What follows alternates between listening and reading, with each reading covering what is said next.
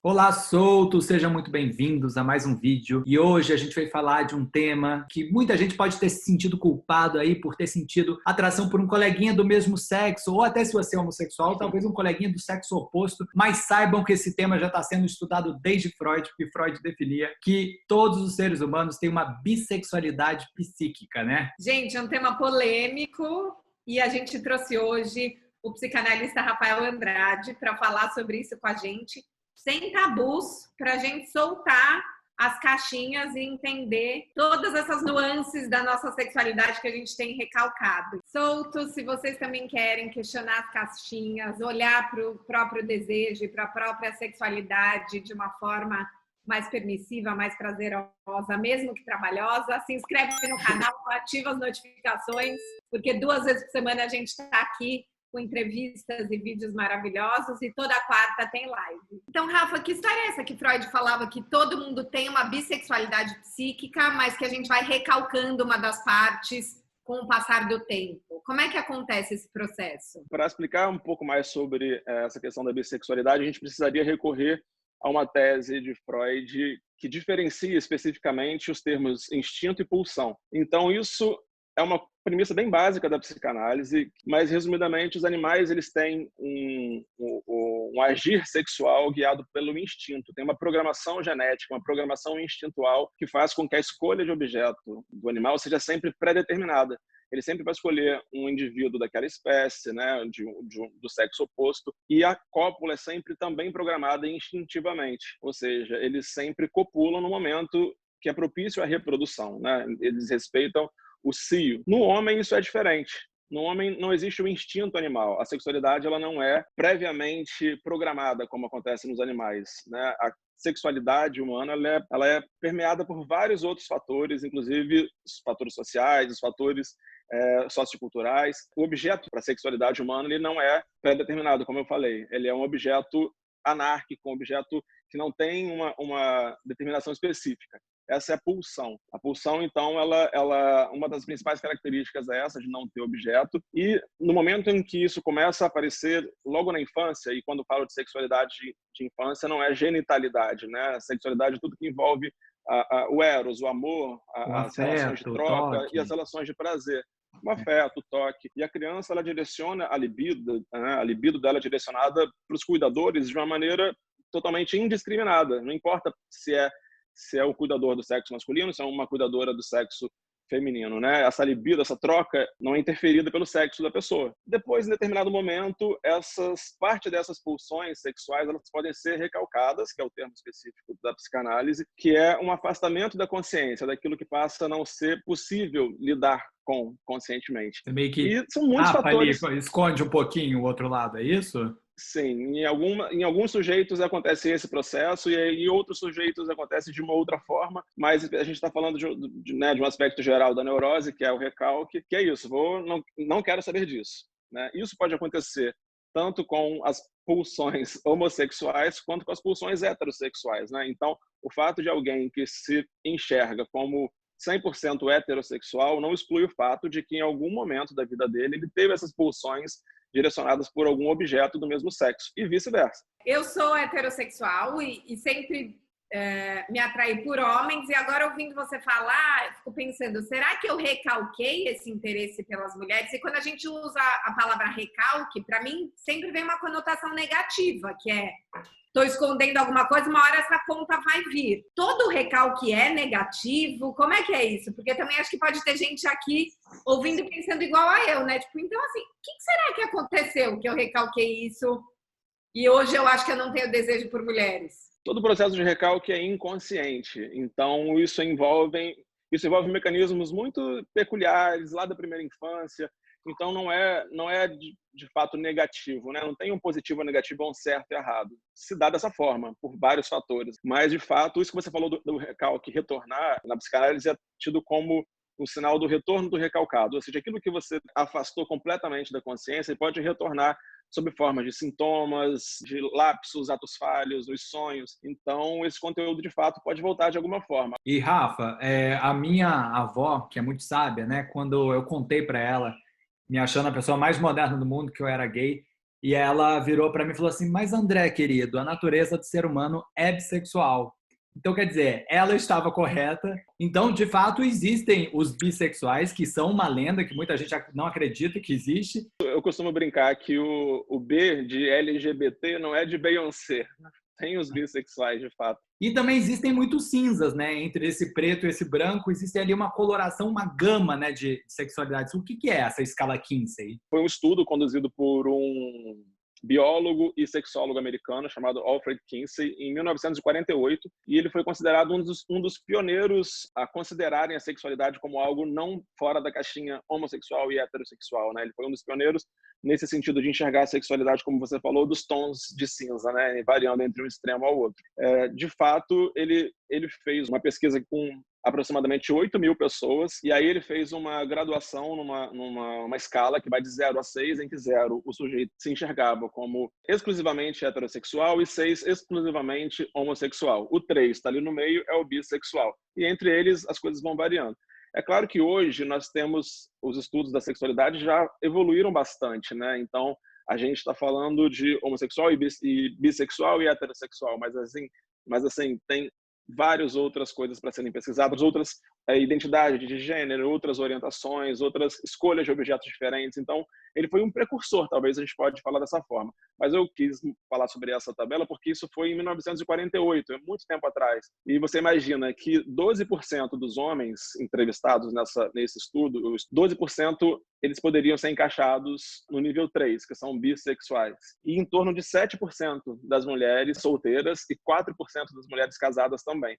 E me chamou a atenção porque a gente tem uma certa ideia de que as mulheres transitam mais pela bissexualidade do que os homens. No entanto, esse estudo, que é de 1948, em que a gente pode imaginar que as coisas eram um pouco mais heteronormativas, talvez, do que hoje, se bem que a gente está num momento meio tenso, complicado. mas que eu acho que então surpreende esse número, né? Que quase 12% dos homens já tenham passado, né, poderiam ser encaixados nesse lugar do bissexual. Então, a sexualidade, de fato, é algo que é muito fluida, né? Não existe caixinha em nenhum lugar, né? Os extremos, na verdade, tanto o heterossexual quanto o homossexual, são curiosos de se pensar. Mesmo Freud, ele dizia, tem uma nota de rodapé muito famosa, em que ele diz que a atração 100% de um homem por uma mulher também deve ser estudada. É um problema a ser estudado, é o que ele chama. Porque não existe nada fundamentalmente químico que possa explicar isso. Ou seja, não tem nada na espécie humana que possa dizer homem e mulher, quimicamente é assim que funciona, biologicamente é assim que funciona, porque nós não somos seres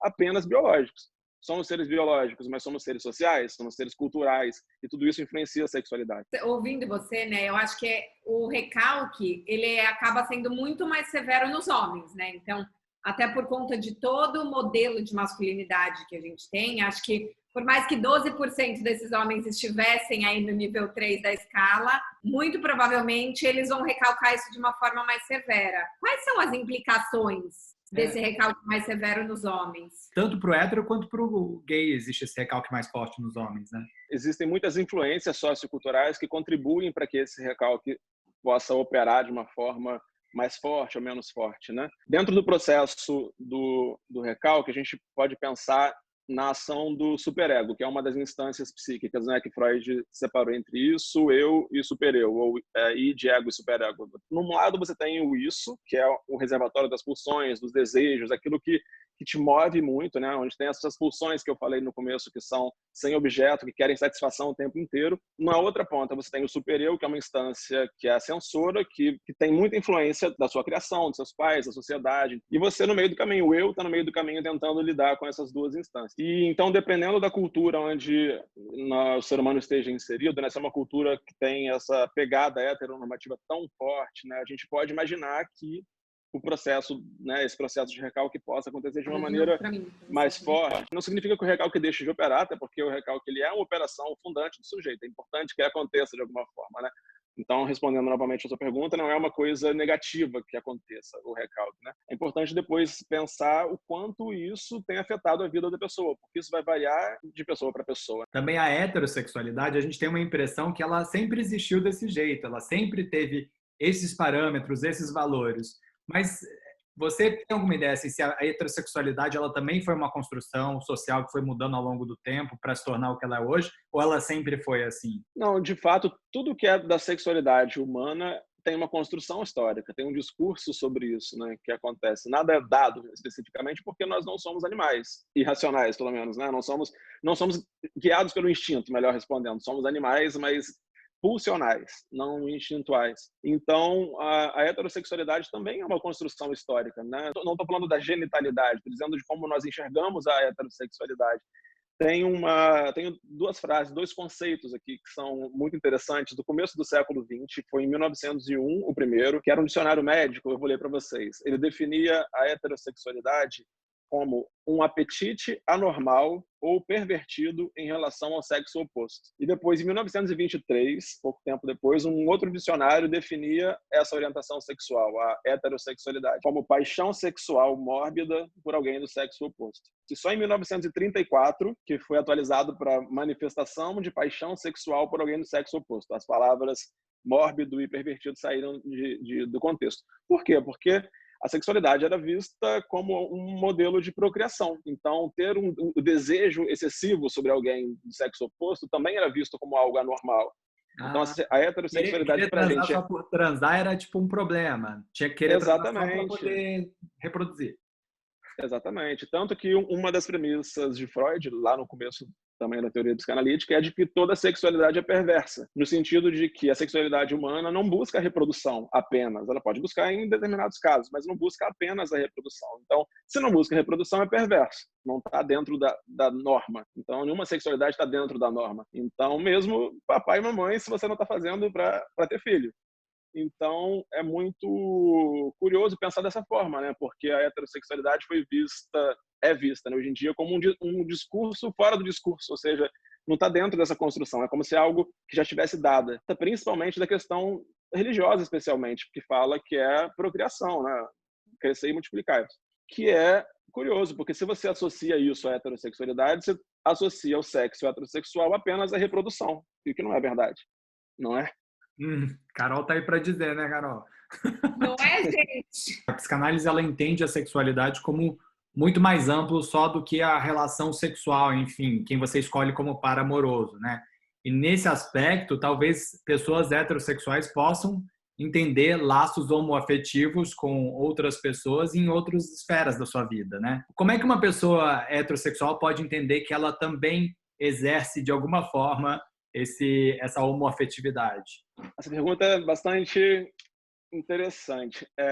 Na verdade, todas as relações de amizade, por exemplo, não importa se entre dois homens, entre duas mulheres ou entre um homem e uma mulher, toda relação de amizade, Freud dizia que era uma relação sublimada. É um outro destino da pulsão. Se a gente pensar entre dois homens, é uma amizade homoerótica inibida em sua meta. Se a gente pensar com a pulsão inibida em sua meta, não significa que isso tenha resquícios de desejo sexual no sentido da genitalidade. Isso é importante falar, que isso é uma outra operação, né? Mas no sentido do eros, do amor, ou da sexualidade, sim. Mas não significa dizer que necessariamente tenha, né, tesão pelo colega ou tesão pelo amigo, uma atração sexual. Não é disso que se trata, mas todas as relações podem ser vistas do ponto de vista da sexualidade. E acho que hoje a gente vive num tempo complicado, né? Porque ao mesmo tempo onde a gente tem mais representatividade, a gente tem um movimento inverso, contrário, né? Então, por exemplo, tem escolas que já têm banheiros que são unissex. E daí você ouve pais falando que isso é incentivar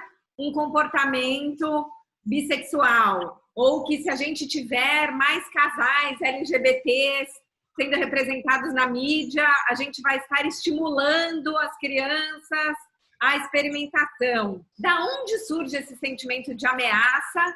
E, assim, essa maior liberdade efetivamente gera um maior interesse de experimentação ou isso é uma grande bobagem? É muito curioso, na verdade, tudo isso, né? Porque tem o termo que é mais usado socialmente, que é o da masculinidade frágil, quando a gente, né, pensa no homem que qualquer coisa pode ter a sua masculinidade atacada ou, enfim, pode quebrar a louça. É curioso pensar também como as pessoas acham que a própria sexualidade é algo construído de uma maneira assim tão frágil, a ponto de ser influenciada dessa forma tão boba, né, até de certa forma. Porque, da mesma maneira, imaginar que numa novela, dois homens se beijando vão influenciar duas pessoas a se beijarem, dois meninos a se beijarem ou duas meninas, né? Se a gente pensar né, até, vamos falar, até 5 anos atrás, porque é muito recente, né, as produções evitavam ao máximo, e qualquer produção cultural, novela, série, evitavam ao máximo mostrar, né, um casal gay se beijando, por exemplo. Então, majoritariamente, os casais eram héteros, um homem, uma mulher, um mocinho, uma mocinha, e isso a vida inteira. Isso não impediu que os gays aparecessem, que os gays surgissem, não é? Onde que eles viram isso? Da mesma maneira, essa loucura da cura gay, né? Será que é possível fazer o contrário, fazer uma cura hétero? Transformar um hétero num gay através de alguma terapia ou alguma coisa do tipo? Ninguém fala sobre isso, é porque é tosco pensar nisso. E por que acham que o contrário seria possível? Acreditar nessa influência é, de fato, acreditar nessa cura hétero, né? Como se algum tipo de conteúdo ou de situação pudesse influenciar a sexualidade da pessoa a ponto dela resolver experimentar. Eu acho que, assim, de fato, eu acho que quanto menos repressão e homofobia existe numa sociedade, mais as pessoas se sentem livres para poder expressar seu verdadeiro desejo. Mas não quer dizer que esse desejo não existia antes, né?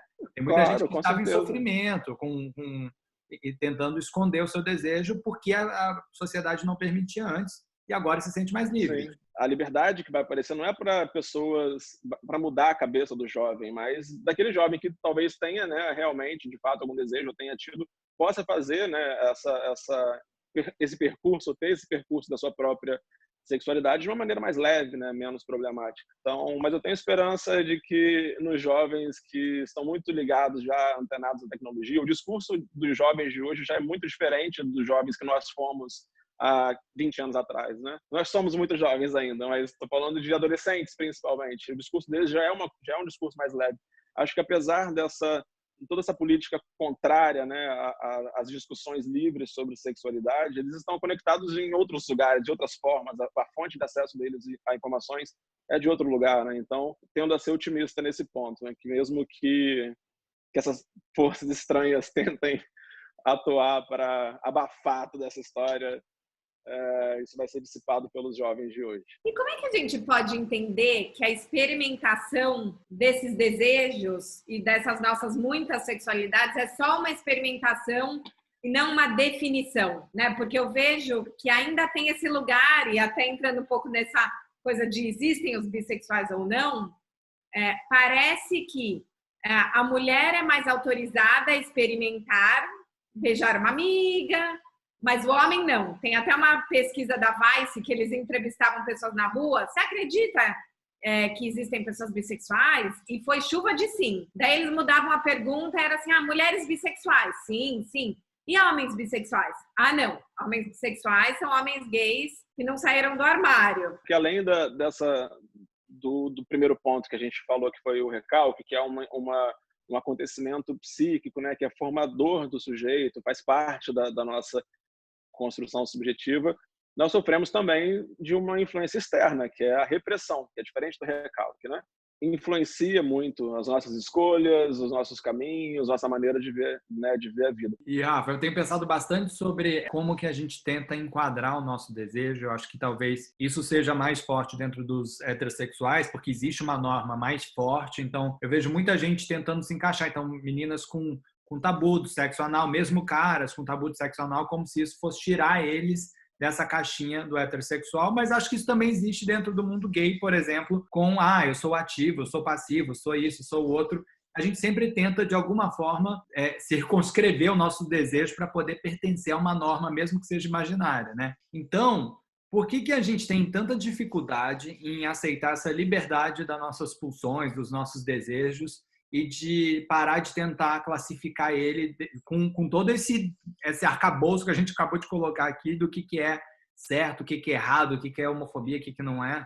Pois é, a sua pergunta traz vários pontos de reflexão. Vou tentar captar assim, cada um deles. Um que você falou que me chamou a atenção é sobre o prazer anal, né? Tanto no homem quanto na mulher, e isso de alguma forma ser algo um pouco rechaçado, né? Eu acho que isso sim talvez responda um pouco a ligar, né, sexo anal à homossexualidade. Mais ainda pensando num homem heterossexual que, porventura, sinta prazer nessa região, né, no ano. Então, são coisas diferentes também, porque uma coisa é o campo do desejo, porque, né, algumas pessoas podem simplesmente não ter esse desejo, isso não ser algo que, né, ninguém tem que desejar tudo também, né? Cada um tem seus desejos, de alguma forma circunscrito, alguns de uma maneira espontânea, outras por conta dessa repressão. Então, acho que tem essas essas duas características.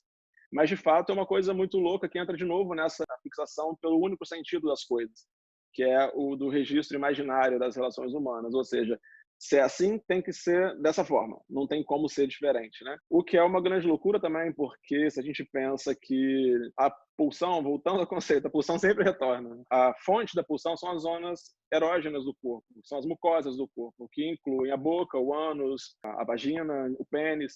São regiões que dão prazer de fato, né? Estou falando já do adulto, né?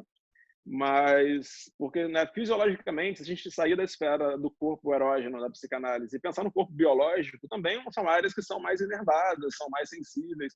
Então, alguém achar que, porque sente prazer, né, um homem hétero que sente prazer na região anal, então ele é homossexual, isso é de fato colocar muito na caixinha, né? Pensar imaginariamente, só tem um sentido. A resposta à segunda parte, que você fala da dificuldade de deixar o desejo singular ou de sair da caixinha, eu acho que é uma resposta a esse segundo ponto que a gente trouxe, que é o da repressão, que é isso que vem do externo, porque é muito mais cômodo você estar dentro de um clube de iguais do que você assumir uma diferença. Assumir para si mesmo, inclusive. Não estou dizendo assumir para todo mundo. Isso é uma outra história, né? Mas assumir para si mesmo o desejo, isso requer um preço a ser pago, né? Então, muita gente não quer ter isso, não quer assumir esse desejo. E é muito mais cômodo ficar num espaço em que você não tenha que lidar com as diferenças. E tem um termo bastante interessante que Freud cunhou, chamado narcisismo das pequenas diferenças, que dá para estender para vários tipos de relações, para além do que a gente está falando aqui sobre homofobia e bissexualidade, porque é algo que trata da tolerância, da diferença, da possibilidade de conviver com a diferença, que em termos gerais significa que é muito mais complicado para nós lidar com uma pequena diferença entre duas pessoas muito semelhantes do que lidar com alguém extremamente diferente, porque o extremamente diferente está muito distante de você. O que é muito igual, que tem essa relação especular, né, que eu tinha falado antes, a relação imaginária, você está se vendo no outro, você quer ser reconhecido pelo outro, você quer se reconhecer no outro, então você está diante de um espelho, e ver um espelho quebrado, ninguém está afim, né? Então uma pequena mancha no espelho, um pequeno trinco no espelho, um trincado ali, já é suficiente para causar uma repulsa, uma angústia, se a gente puder chamar assim. Ou seja, essa pequena diferença causa muito desconforto, né? E isso vai explicar várias outras relações, inclusive o que você falou antes, né, sobre o gay que é ativo que discrimina o gay que é passivo, ou a travesti que discrimina não sei quem, o hétero que discrimina e por aí vai, né? Porque no fundo são todos iguais. O que está definindo essas diferenças, né? São escolhas de objeto, identidades de gênero, então o que isso importa? Mas ouvindo você falar, me bateu muito essa coisa, né? Porque se um homem hétero vira para outro homem hétero e fala, olha, eu sou hétero, mas eu tenho prazer no ânus.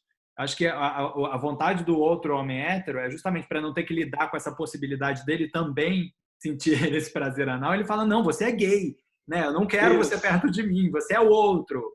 Você não é mais parecido comigo, porque homens héteros não sentem prazer no ânus, né? Pensando no nosso público solteiro, né? Como você tem relações com cada vez menos intimidade, você também se sente menos autorizado a dividir desejos que não estão dentro da caixinha. Que é uma pessoa que você não conhece. Como você acha que a gente pode se autorizar mais até a pesquisar os nossos próprios desejos e se soltar mais desses tabus, mesmo que seja primeiro com a gente? Isso vai ser um trabalho para cada um, na verdade, né? Como cada um vai conseguir lidar com esse caminho, né? Não tem uma resposta no sentido pronto, né? É importante que faça dessa forma ou faça dessa outra forma, né? Porque o caminho cada um vai acabar descobrindo, né? Porque para algumas pessoas pode não ser uma questão. Estar na caixinha, para ela, pode ser o lugar que ela quer ficar para o resto da vida na caixinha. E se for isso, quem somos nós para dizer que não deve, você tem que sair da caixinha? Por outro lado, se uma outra pessoa está em determinado sofrimento porque está se vendo obrigada a estar nessa caixinha e precisa mudar, enfim, aí tem tem algumas maneiras de passar por isso, seja na análise ou conversando com os amigos e por aí vai. Cada um vai ter que achar o seu caminho. Eu acho que é um caminho de pesquisa e de liberdade, mas talvez a primeira liberdade que a gente tenha que ter é com a gente mesmo, de ter essa perda, né, que você colocou, de tipo, você vai ter uma perda de autoimagem na hora que você for explorar os seus limites. E isso talvez seja ótimo pra gente, né? Porque a gente encara a perda sempre como algo negativo. Às vezes você vai perder uma coisa que era só um peso morto, que não fazia nenhum sentido pra você. E que você vai ter uma vida de mais prazer. Talvez não perca, né? É difícil saber, né? Não dá para saber se vai perder ou não também. Eu acho que o que mais, para além de pensar no que perde e o que não perde, é que é algo trabalhoso, né? Lidar com o seu próprio desejo é trabalhoso. E todo desejo normalmente está fora da caixinha. Mas como cada um vai exercer isso, de fato é uma escolha muito singular, né? Não cabe dizer que deva ser diferente ou deva ser de uma outra forma, porque senão a gente entra numa outra norma. Porque assim como tem o imperativo, né, como eu falei do superego freudiano, que é você não deve fazer isso, você não pode, isso é feio, isso é pecado, né? Que essa voz censora. Lacan, que foi um outro psicanalista muito importante, ele tem uma visão além, né, desse superego, que é o superego do imperativo do gozo, que fala o contrário, que fala goze, você tem que fazer diferente, você tem que fazer o que der na telha e por aí vai. Então, nem uma coisa nem outra, né? Cada um vai saber a medida do seu próprio desejo, do seu próprio desconforto, do seu próprio caminho. Então, acho que cada um vai, no seu próprio caminho, tentar lidar com as suas próprias pulsões, seus desejos. É isso. Obrigado, Rafa. Obrigado por nos aventurar aí nessa bissexualidade psíquica e espero te ter de volta aqui em breve no canal também. Obrigada, Eu agradeço, foi ótimo. Obrigado. Até a próxima.